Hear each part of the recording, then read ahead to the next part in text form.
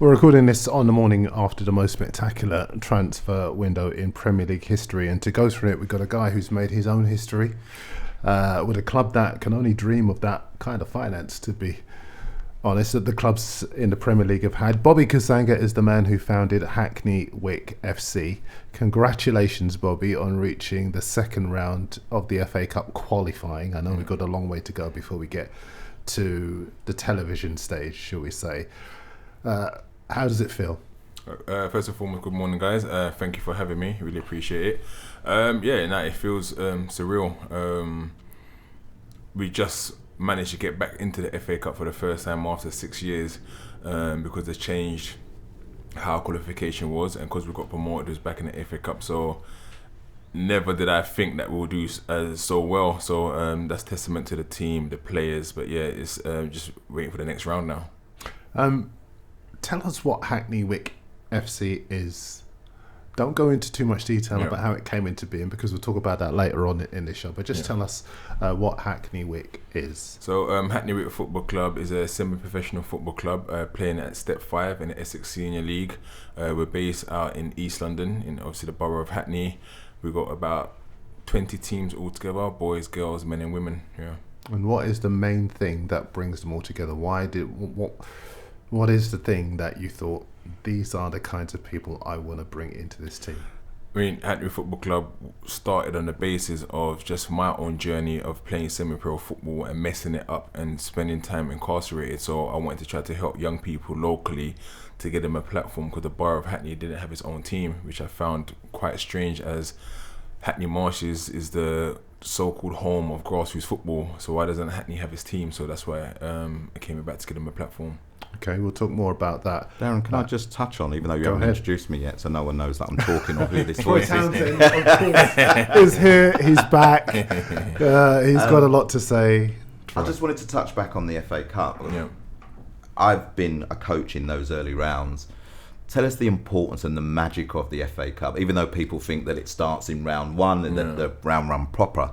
Talk to us about the magic of the FA Cup and what it felt like winning that game. I mean, it's crazy. I remember when we first entered in our first ever season, and I think we lost 1-0 in the end, and the crowd that came at that point, we was playing in London, so we had a big crowd come to that game. But since then, we've never been involved. So just winning the first game was against Bearsted FC. I remember they took the lead at 1-0, and then we came back second half, and like the elation. The round after that was Bognor Regis, which are a league above us. And I didn't think we stood a chance, but we absolutely destroyed them. It was 3-1 in it, and it could have been 5 or 6. Brilliant. And this game now, because I hadn't anticipated us reaching this far, I already made plans. So on Saturday, I couldn't even change my plans. I wasn't there, but I was literally at my event going on football webpage and saying...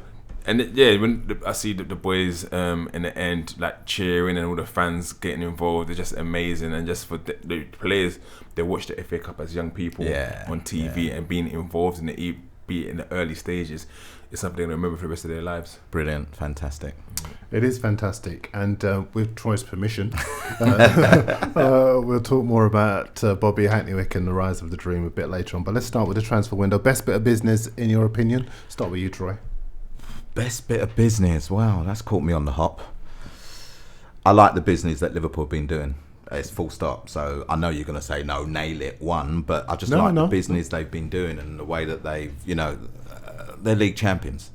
And they've improved that team tenfold again now with the quality and the money that they've been able to spend. But there's a caveat to that. The failing of Mark Guillet getting over the line. Remember, I spoke a couple of weeks ago about that Liverpool defence and how I still feel that there's some chinks in it that maybe need some plastering over. I don't know. And again, the deal was done and then it was pulled. So this is not about Liverpool failing to get it over the line. This is about Crystal Palace wanting to keep their captain. No one knows how Mark Guillet feels at the moment, to be honest. So we'll wait to see that. But I still think that potentially could be what stops them from being all-conquering.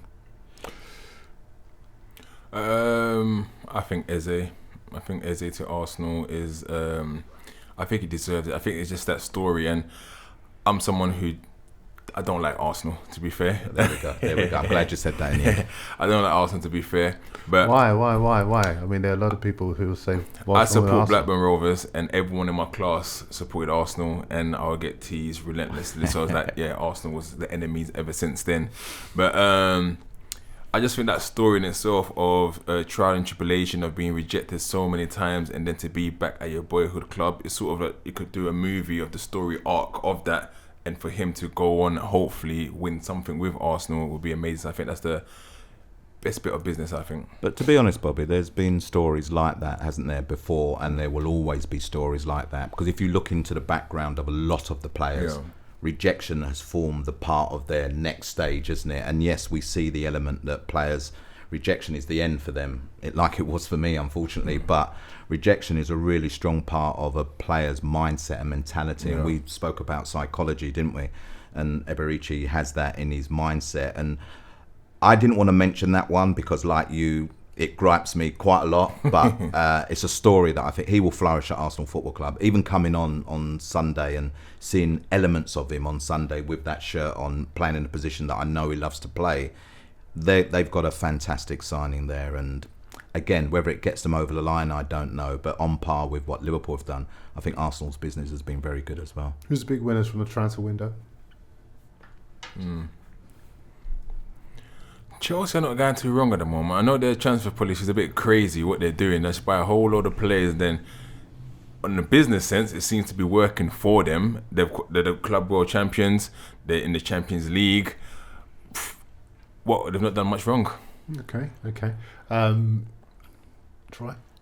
It's a difficult one. I'm going to focus on Aston Villa because not just the incomings, but keeping Martinez, I think. And by all accounts, he was almost out the door and was really promoting a move as well. And I don't know what's happened with him and obviously the manager. But Harvey Elliott, really good signing.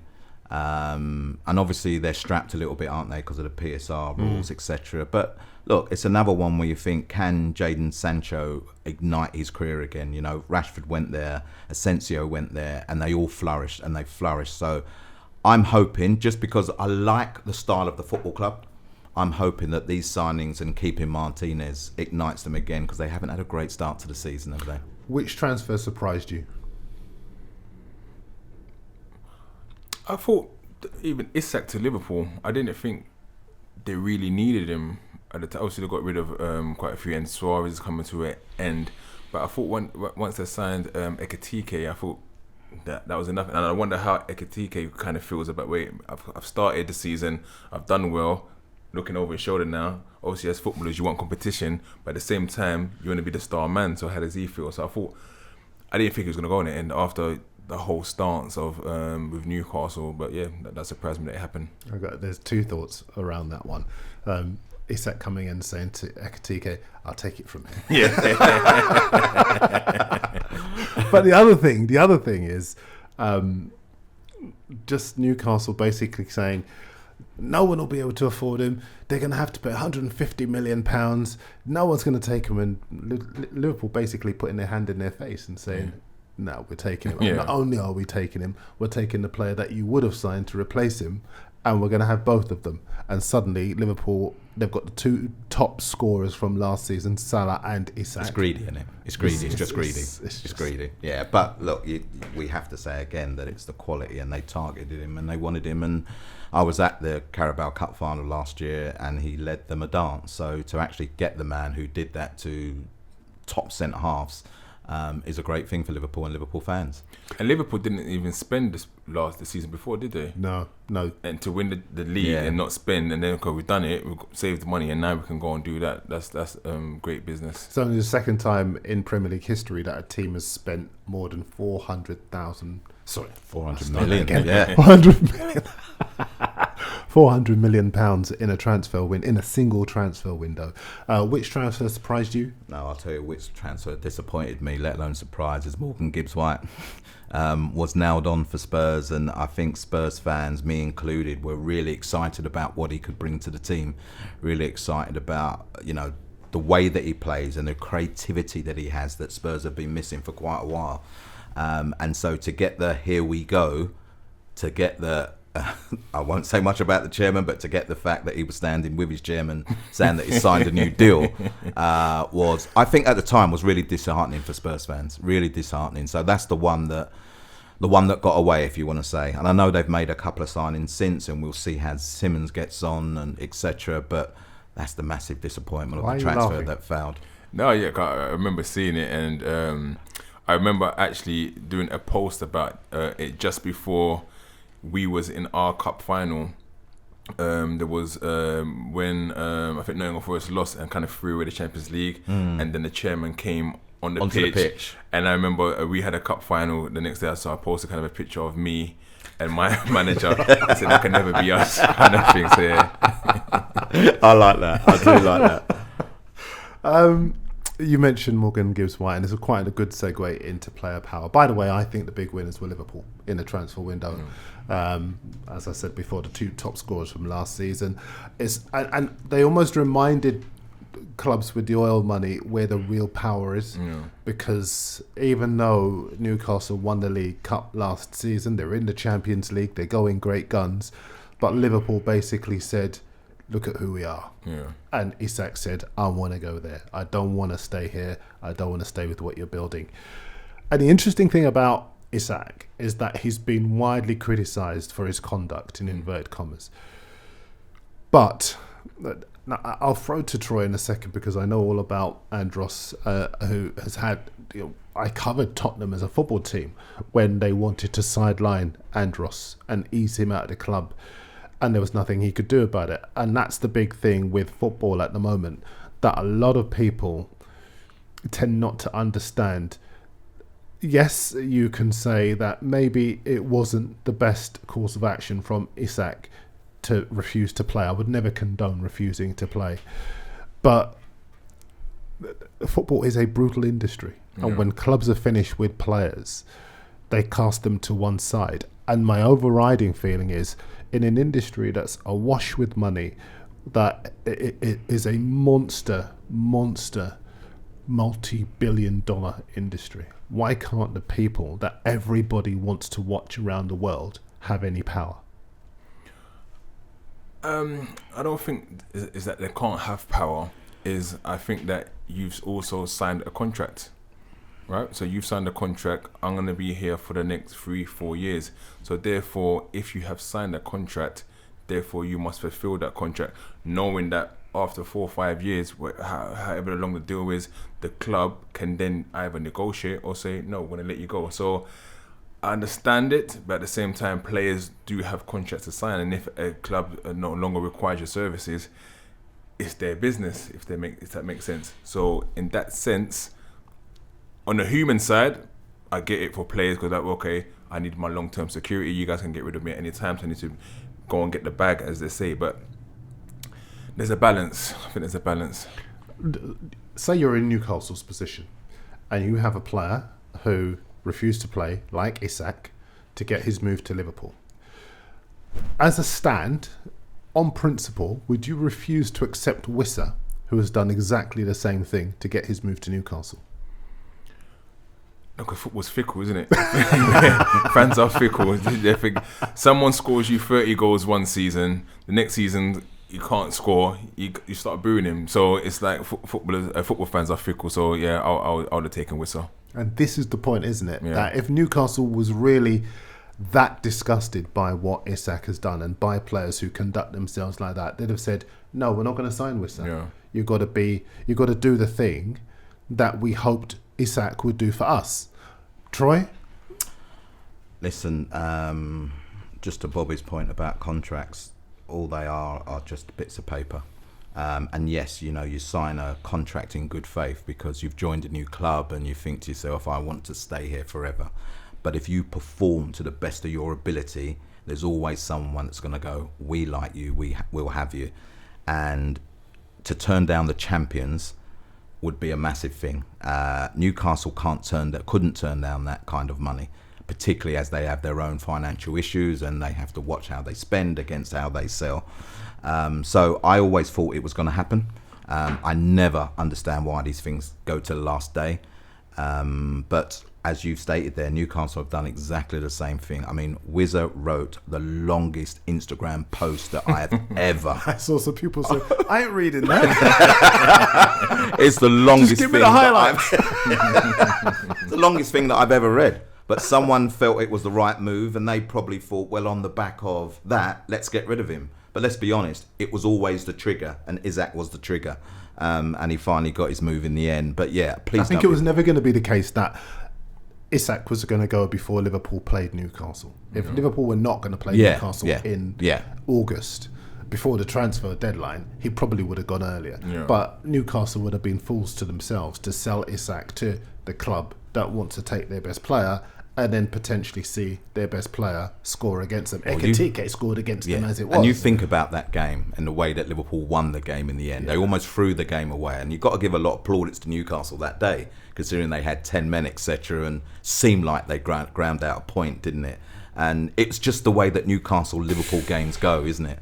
Talk to me about Andros, because he was. I mentioned him. I probably, it's not really my story to tell, but he was in that other side, wasn't he? Where a club doesn't want you, they cast you to one side. You're fit, ready to play, hungry to play. They don't give you that opportunity. They freeze you out. How bad did it get? Yeah, he was banished to the under-21s, and many will say that there was an incident after a game against Aston Villa at home where he didn't get on the pitch and he was warming down, and there was an altercation with the fitness coach, to which he apologised and expected to be, I'm not saying go straight back into the squad, but expected to be included. But Pochettino decided that he didn't want him around anymore, which I thought was quite extreme, if you want me to be totally honest. But at that point, God rest his soul, Hugo Ekig was around, and he phoned me and just said, look, Andros will be great for this squad. I hope he wants to come down and play with us. And I said, Hugo, the one thing about Andros, he's a professional as they come. And, on his journey, he helped a lot of those young players in the under-21s. In the under-21s, understand what it's like to be a Tottenham player, the enormity of being a Tottenham player. So Spurs couldn't question his attitude, his commitment, his quality in terms of looking after himself and then helping those young players get through that kind of environment. And funny enough, he then signs for Newcastle, doesn't he? How long did he have left on his contract? I think he had a year if I'm right, I think he had a year and a half. But Spurs were always going to sell. It was to the point where, and actually, it was the right thing. We maybe had stayed at the club a little bit too long. Sometimes when you're a homegrown talent, you don't get looked at in the same way as a brand new signing. So it was at the point where Spurs were signing 30 million players, 25 million players in his position. But the point was that he didn't ask to leave. He didn't ask to leave. He didn't ask to leave. But it became obvious that he had to leave. So there's two things here, yeah. So the way that he was treated it comes down, just to turn it around again on the Isak situation, and I know we're nowhere near that level, right?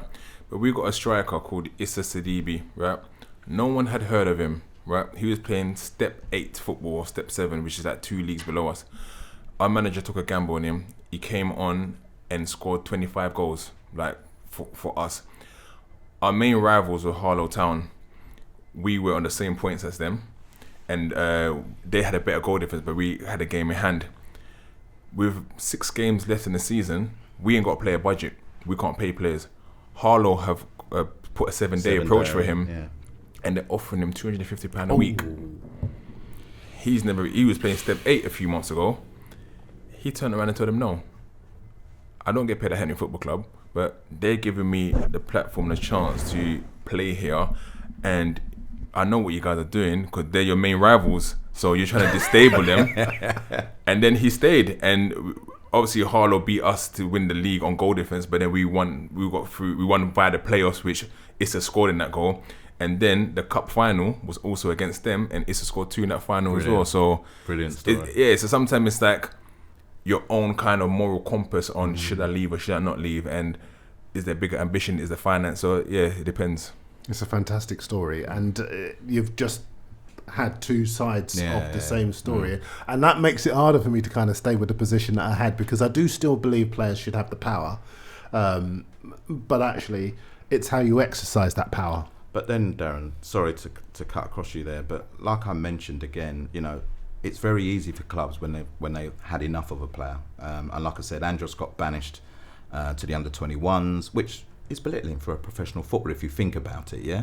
But then there's Jadon Sancho, who, was eating his lunch out on the steps at Carrington because he was part of what we now call the bomb squad, and there's players that are treated, despite having those contracts, despite having the plaudits that go with it. They're players. When clubs are ready to finish with players, they are just as, the way they treat the players can be the way that we're talking about, Alexander Isak. And I just think to myself, it's a two-way street here.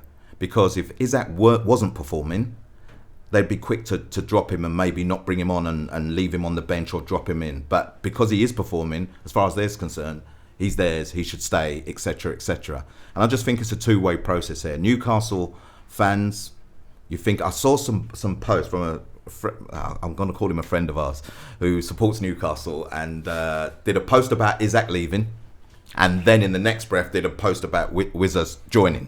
And I just think to myself, where is the common sense? But remember, this game is a tribal game, and fans only want to know what their club is doing in the positive rather than what the players are doing in a negative.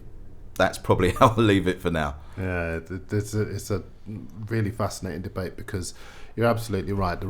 It is about your moral compass on the one hand, but it's also a business. Yeah. And again, I just probably should round up with the view that if Newcastle was so disgusted, so appalled, if the Newcastle fans were so disgusted, so appalled by the way that Isak conducted himself, they'd have said, no, we don't want Wissa. We don't want him to join us, having done to his club what Isak has done to us. But the truth of it is, it's a business. Yeah. And the reality is that players have gone on strike for years to get their move. Some of those players you know about, some of those players you don't. I know a lot of players who have gone on strike to force moves. And I don't think this is the last of it. People are going to frame it as though Isak doing it and Wissa doing it means it's a start of something horrendous. That's but what they've done household already. Names, some guys who you would think butter wouldn't melt in their mouths have done it before, and I expect that to happen again. And the comparison now they're making is obviously Mark Guillet, who didn't cause a rumpus but looked to be getting his move and didn't get his move, and they're saying that's how professional you should be. So the way that Guillet done it against the way that Isak and Wissa done it. Saying that, what are the results? Gay didn't get his move, so that's saying if you don't kick up a fuss, then you're not going to get your move. So right, so as we sit here, we're recording this the morning after the transfer deadline. Who would you rather be, Mark Guehi or Alexander Isak? Isak, 100%. I'm where I want to be. Yeah, and also earning potentially up to where you want to earn as well. And you know what, money is a driver. And take this away from football. So somebody who's in a job and is doing all right, is doing well, and then someone comes in and says, you know what, we like the work that you're doing, you've been looking at you, why don't you come to us, the competitors, and we'll double your money.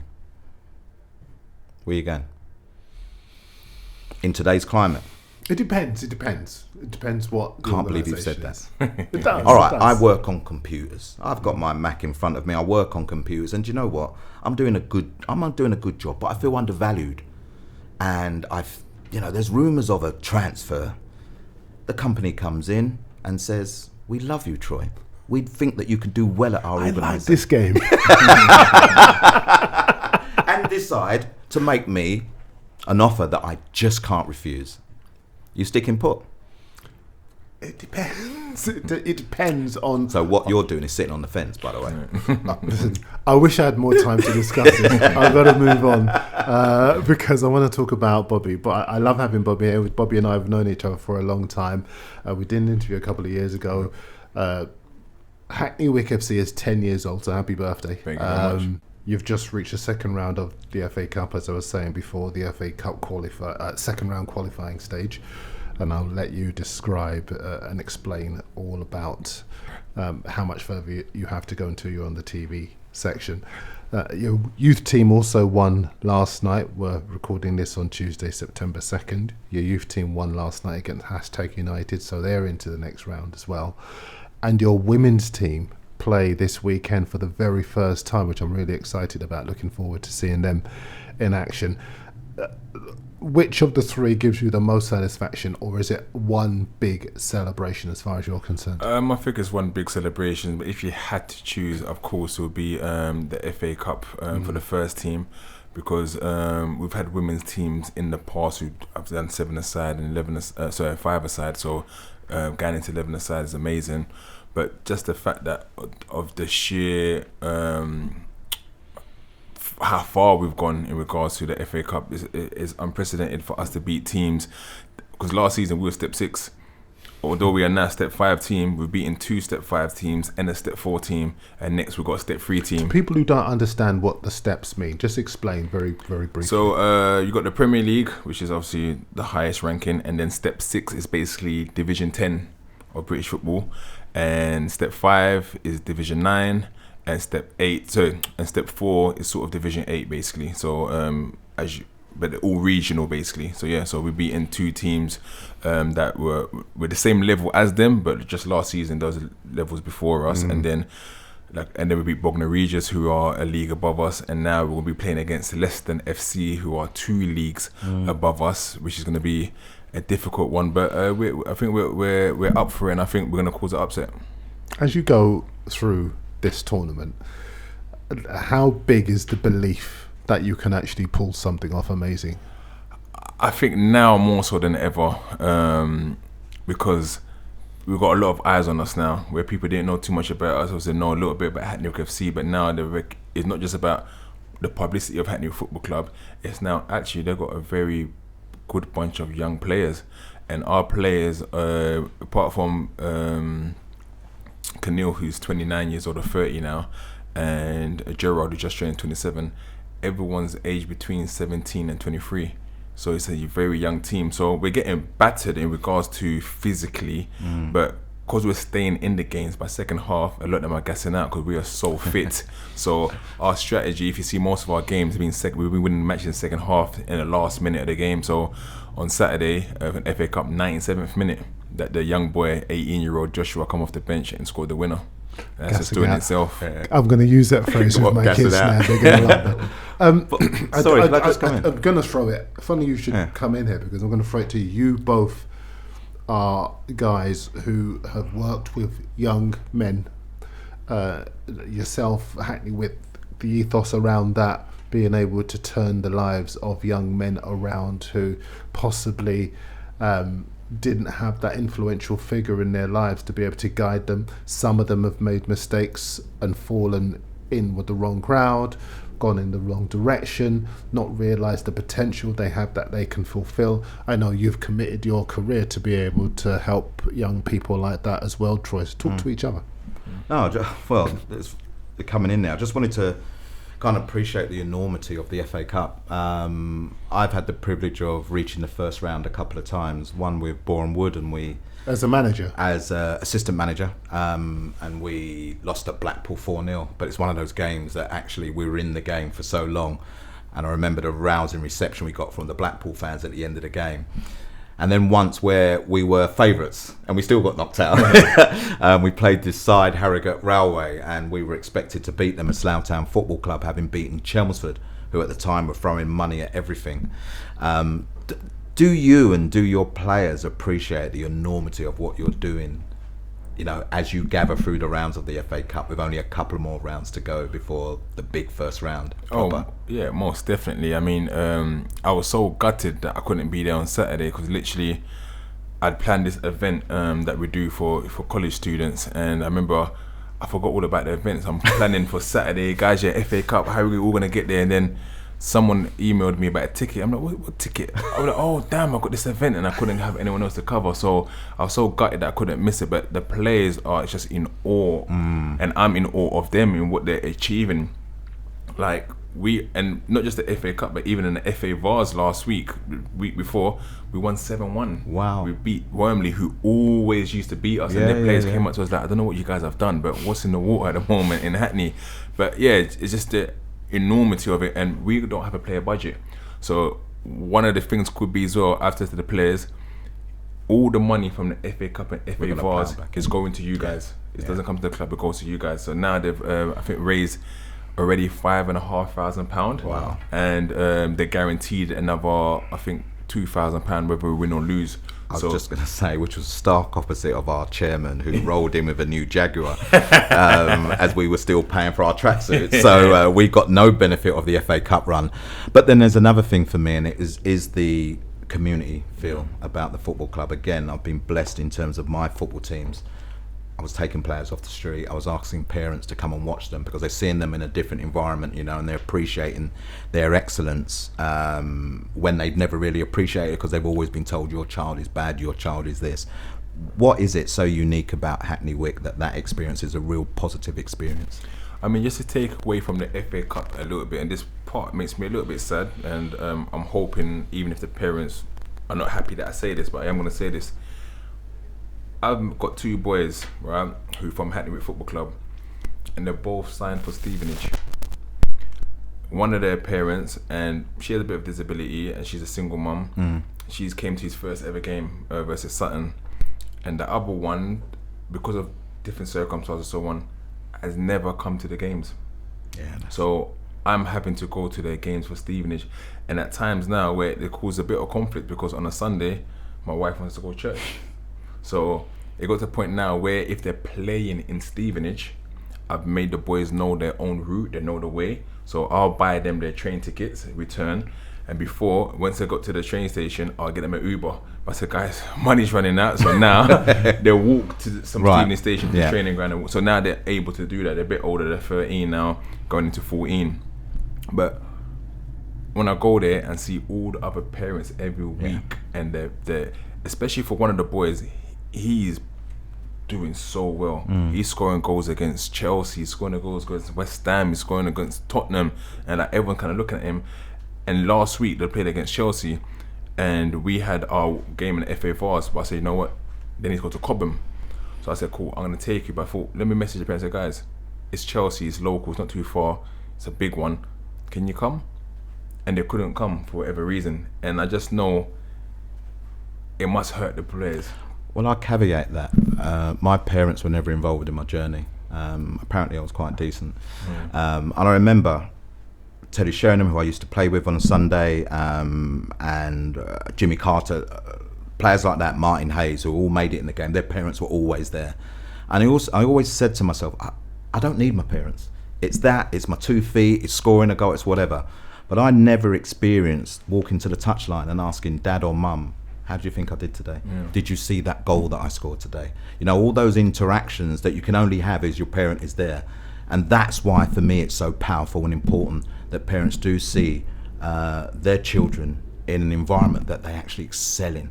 I wasn't great at school. And in the end, because I thought my footballing ability was going to take me everywhere I was going to go, I didn't even think I needed school, you know? So I understand how important it is. And that trying to get the parents to buy in, which shouldn't be difficult, but sometimes it is, and we appreciate how much parents do on the side. But that's why I just love the fact that same energy is happening now, but sometimes you have to step in as the parent, don't you, and play out those roles. And it's difficult because parents have so much other commitments as well, and they think, oh, I have to pay for the train ticket, I have to pay for the travel, and I have to pay for their kits.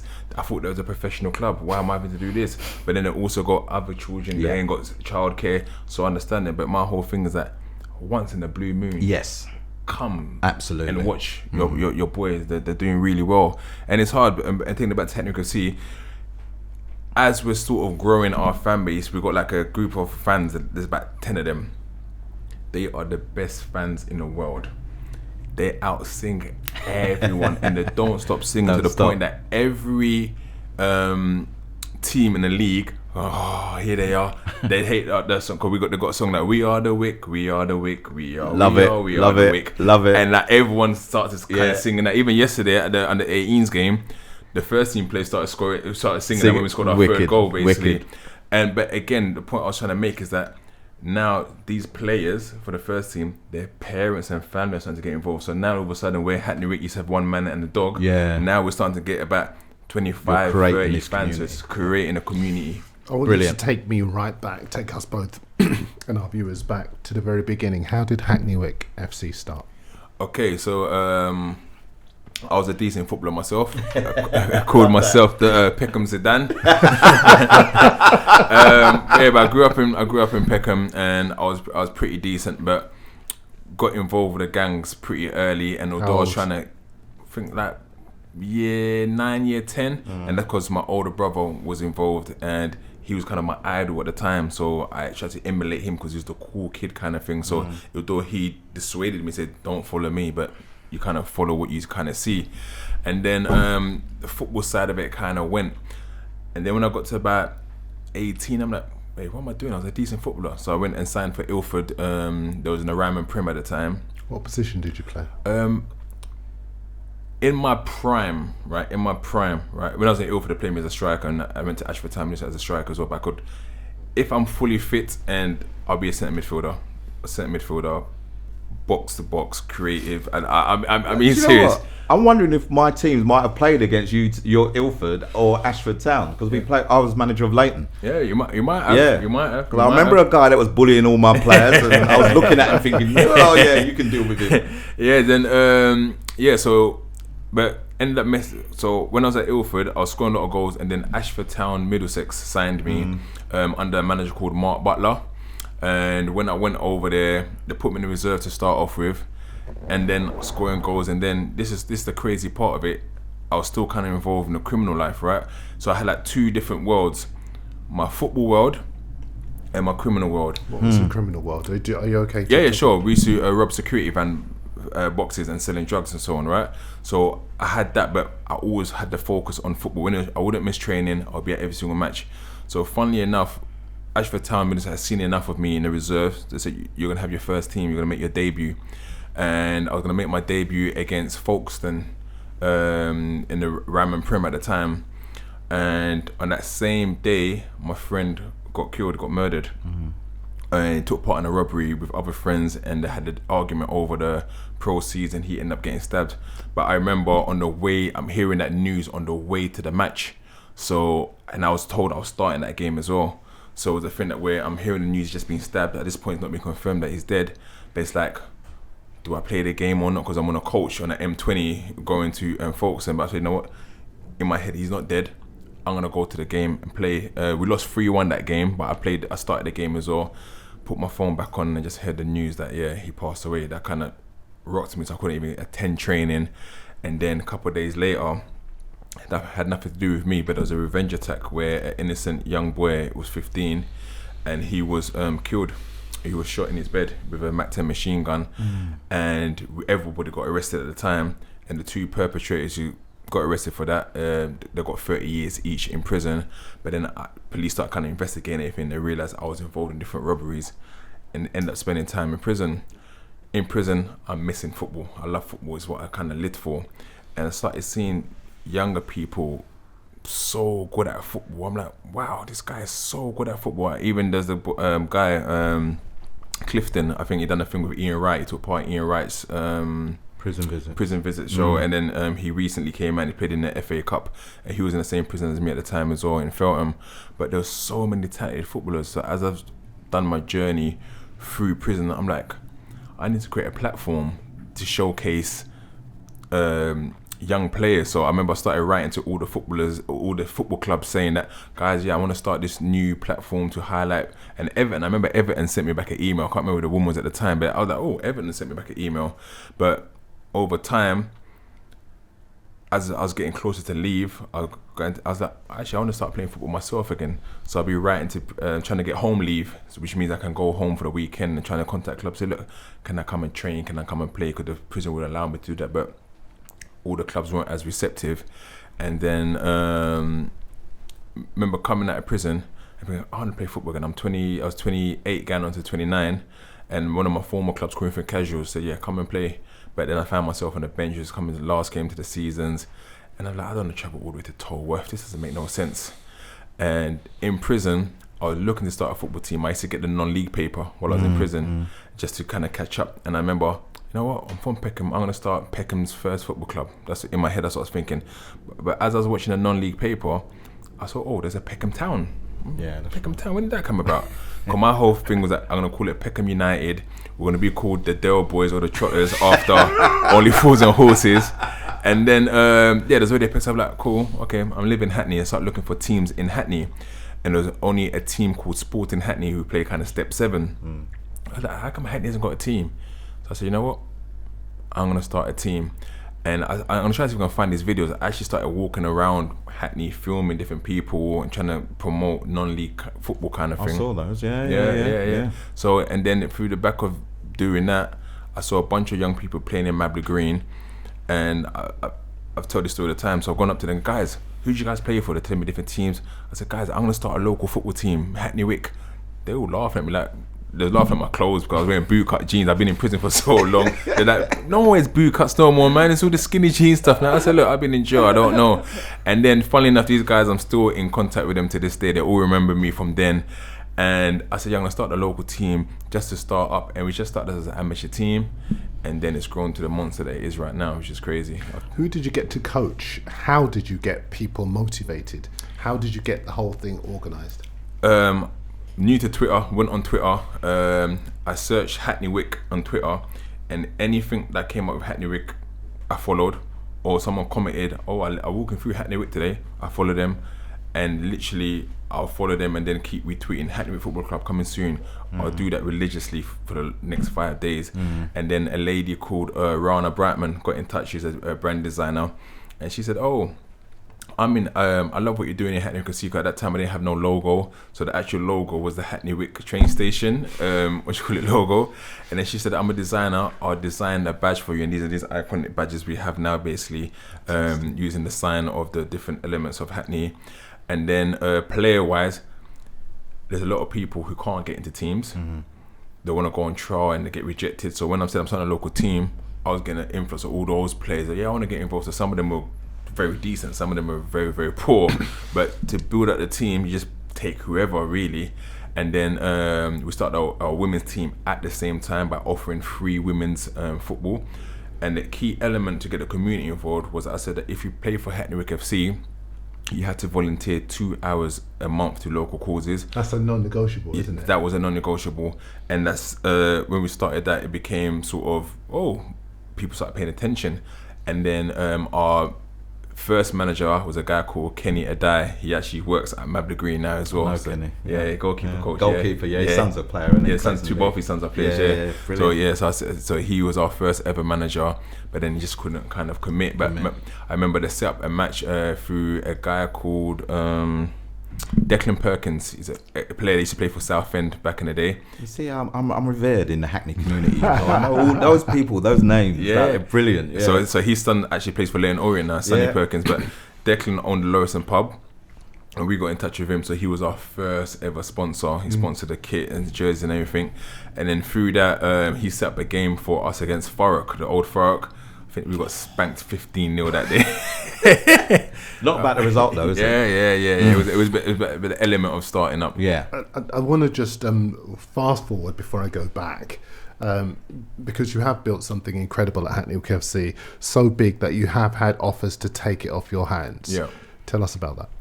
Yeah, so a few months back, around this time last year, on LinkedIn, because I'm always on LinkedIn, I see an email come through. A message come through. There's a gentleman by the name of Todd Johnson.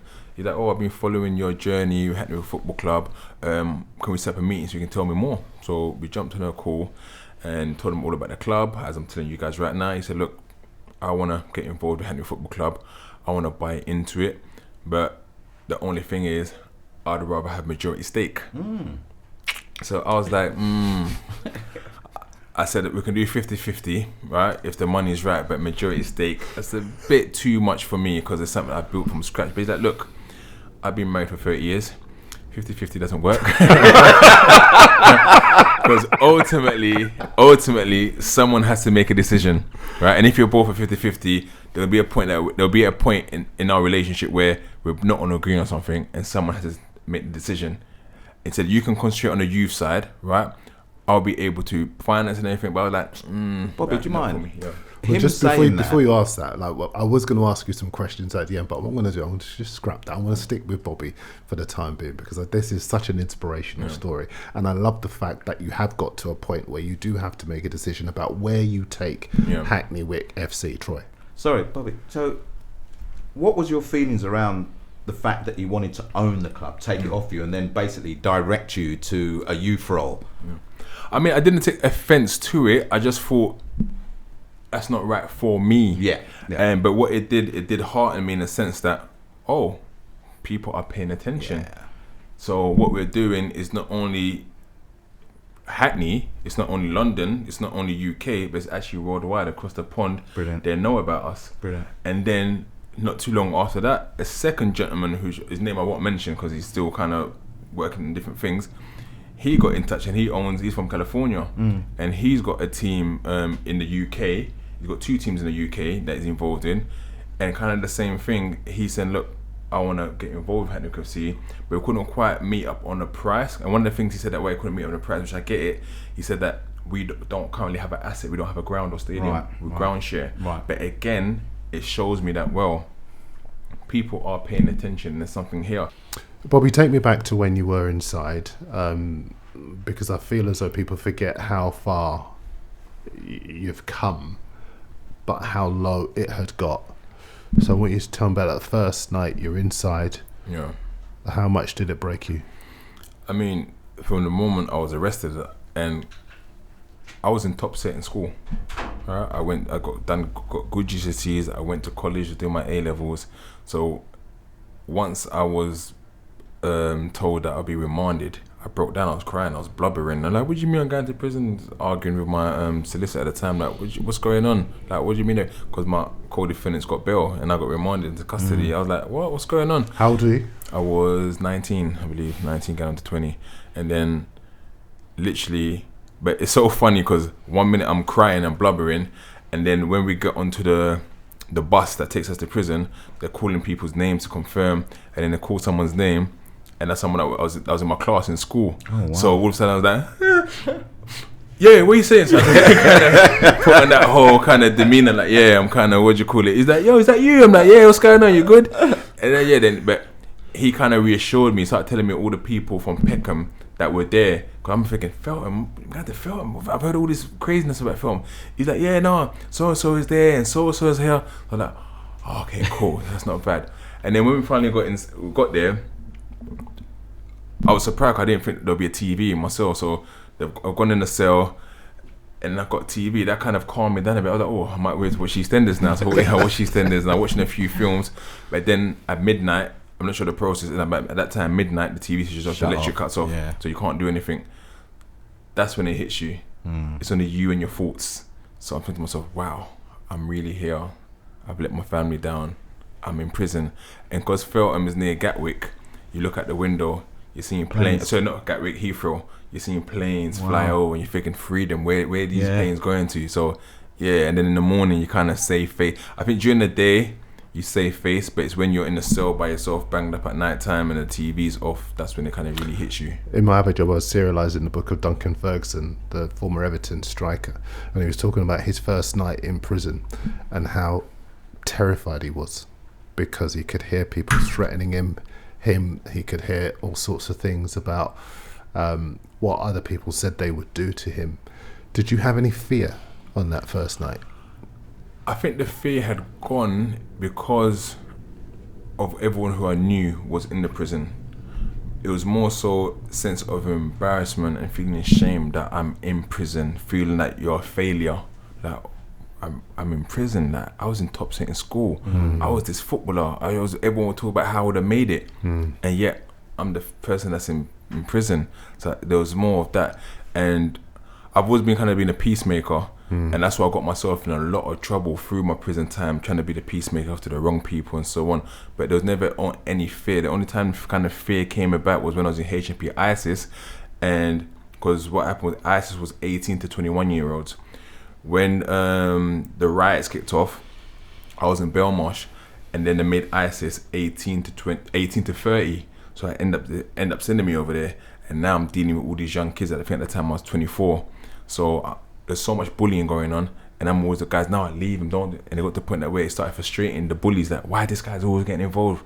Then that's when you're kind of looking over your shoulder. I end up getting this cut in that prison as well. But it wasn't sort of sense of fear of that I'm gonna die or anything, but a sense of fear of getting injured and permanently. There's a guy, I've mentioned it before, a guy called Kasanga who had a similar surname as me, and he got burnt with a kettle over and over again. Like the prisoners kidnapped him in the cell and poured the kettle over him like 6-7 times, which is crazy. But that's the sort of things you deal with in prison, the consequences of it. Yeah, there were upsides. It's kind of jarring to go from that to how you managed to kind of ingratiate yourself to a lot of people who you were inside with, but you were always the entrepreneur. You were always going to be someone who set things up, and you set up a casino and a betting shop. I don't quite know how you do that in prison, but you're going to tell me.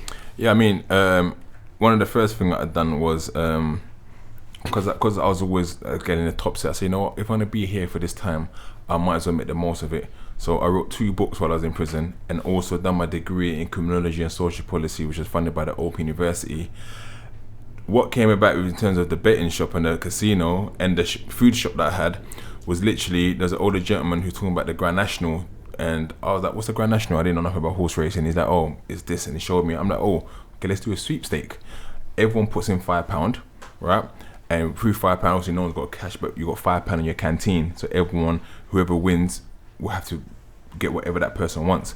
So 40 people, 40 horses, everyone puts in £5. The winner gets £100, and I get that £100.